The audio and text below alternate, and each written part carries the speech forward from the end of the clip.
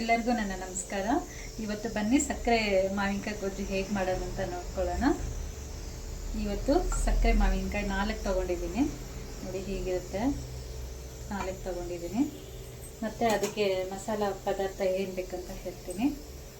1 spoon ಕಡಲೆಬೇಳೆ, 1/4 spoon ಮೆಂತ್ಯ, 1 spoon ಉದ್ದಿನಬೇಳೆ, 2 ಸ್ಪೂನ್ ಬಿಳಿ ಎಳ್ಳು ಮತ್ತು ಬ್ಯಾಡಗೆ ಚಿಲ್ಲಿ ಒಂದು 5-6 ಮತ್ತು ಸ್ವಲ್ಪ ತೆಂಗಿನಕಾಯಿ.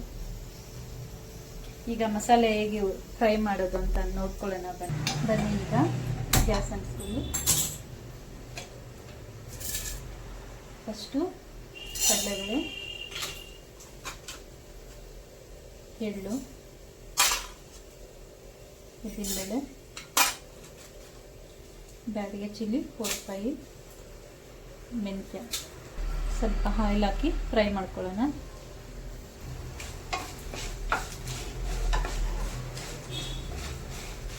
ಒಂದು 5 ಮಿನಿಟ್ಸಿಗೆ ಫ್ರೈ ಮಾಡ್ಕೊಳ್ಳೋಣ. ಒಂಚೂರು ಇದು ಕಂದು ಬಣ್ಣ ಬರೋವರೆಗೂ ಕಡಲೆಬೇಳೆ ಉದ್ದಿನಬೇಳೆ. ಸಿಮ್ ಸ್ಲೋವಲ್ಲೇ ಇಡೋಣ, ಇಷ್ಟರಲ್ಲಿ ಸಿಮ್ ಇರಲಿ. ತುಂಬ ಉರಿ ಜಾಸ್ತಿ ಇಟ್ಟರೆ ಕಪ್ಪಾಗ್ಬಿಡುತ್ತೆ.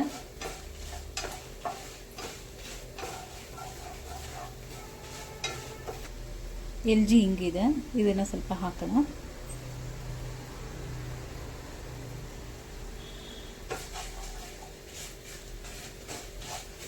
ಹಿಂಗೆ ಹಾಕಿದ್ರೆ ಒಂದೊಳ್ಳೆ ಪರಿಮಳ ಕೊಡುತ್ತೆ ಅದಕ್ಕೆ.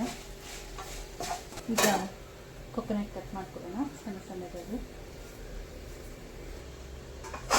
ಈಗ ನೋಡಿ ಕೆಂಪು ಬಣ್ಣ ಬಂದಿದೆ, ಇಷ್ಟು ಸಾಕು.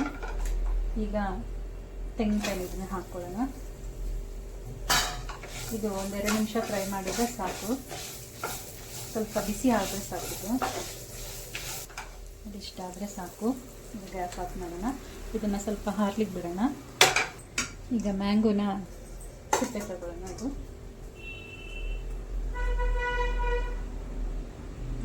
ಸಿಪ್ಪೆ ತಗೊಂಡಿರೋಣ. 4 ಹಣ್ಣಿದೆ, ಇದು ಹಾರಿದೆ. ಮಿಕ್ಸಿ ಜಾರ್ನಲ್ಲಿ ಹಾಕೋಣ.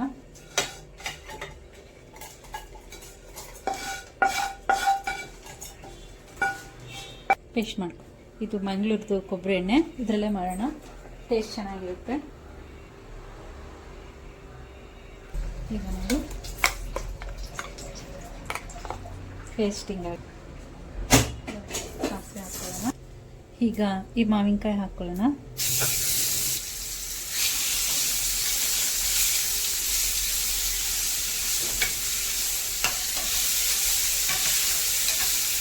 ಇದು ಹಾಕೋದೇ ಒಳ್ಳೆ ಸ್ಮೆಲ್ ಬರ್ತಾರೆ, ಗಮ್ಮಂತ.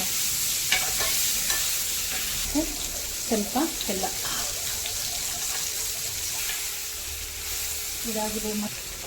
ಈಗ ಈ ಮಸಾಲೆ ರುಬ್ಬಿಟ್ಕೊಂಡಿರೋ ಮಸಾಲೆ ಹಾಕೋಣ.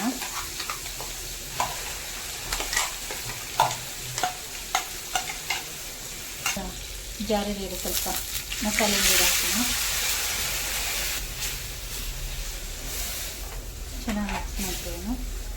ರುಚಿಗೆ ತಕ್ಕಷ್ಟು ಉಪ್ಪು ಹಾಕೊಳ್ಳೋಣ. ಸ್ವಲ್ಪ ಹಳದಿ ಹಾಕೋಣ.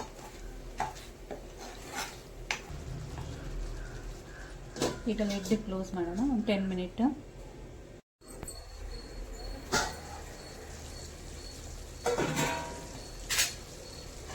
ಈಗ ಇದು ಆಗಿದೆ ನೋಡಿ, ಆಗಿದೆ. ಈಗ ಆಗಿದೆ. ಇದು ಮುದ್ದೆ ಜೊತೆ ತಿನ್ನೋಣ ಬನ್ನಿ. ನೋಡಿ ಫೈನಲಿ ಹಿಂಗೆ ರೆಡಿ ಆಗಿದೆ. ನೀವು ಮನೆಯಲ್ಲಿ ಒಂದ್ಸರಿ ಟ್ರೈ ಮಾಡಿ, ತುಂಬ ಚೆನ್ನಾಗಾಗಿದೆ. ಮುದ್ದೆ ಜೊತೆ ಈಗ ತಿನ್ಬೇಕಷ್ಟೆ. ಬಾಯ್.